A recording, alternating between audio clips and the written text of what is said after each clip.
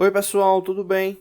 Hoje a gente vai estar dando continuidade aos nossos vídeos da parte de análise de termoplásticos, né? Especificamente falando sobre equipamento de transformações, que no caso é justamente injetora, né? Hoje a gente vai estar falando um pouquinho sobre seleção, né, de injetores termoplásticos, né?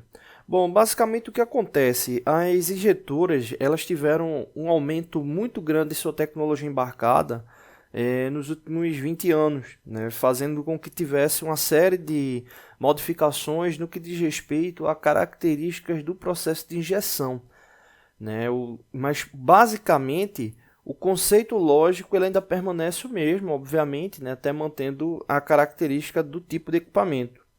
Né? Então, hoje, se a gente for observar ainda, é muito comum, né, a máquina de pistão convencional, né? Vou anotar aqui.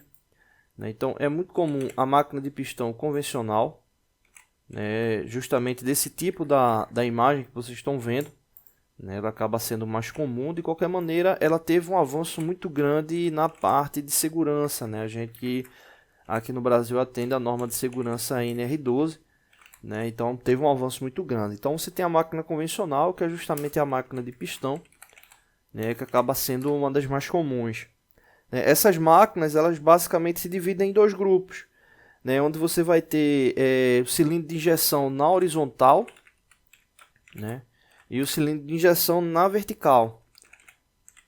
Essa questão da análise horizontal, vertical, ela vai estar muito ligada à questão da fluidez do tipo do material, né, do polímero, e da capacidade de carga necessária para injeção. Né, e também, como falei, do tipo de polímero, né, e muito ligado à questão da carga para o fechamento, né, da injeção do termoplástico. Né. Fora a questão específica da unidade, né, de injeção, a gente também tem a questão do tipo de rosca, né, que está aplicado aí ao pistão. Né? Essa questão de máquina com rosca, né, com aplicação no pistão, né, deixa eu colocar aqui, máquina, vou botar aqui, rosca, traço pistão. Esse tipo aí, basicamente, a gente tem a modificação por meio do tipo do acionamento, né, onde a gente tem um acionamento hidráulico, referente a rotação, né, da rosca, né, então esse caso aí ele está ligado à rotação da rosca. A gente tem o acionamento elétrico, referente ao acionamento da rosca também. Né? Esse daí já foi um avanço muito grande,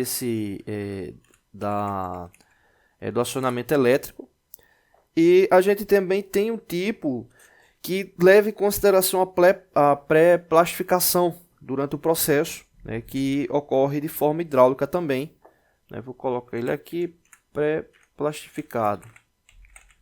Isso aí referente ao avanço da rosca, especificamente. E outra característica, para finalizar, né, basicamente as três características, aí entra a unidade de fechamento do molde. Né, vou colocar aqui, fechamento do molde.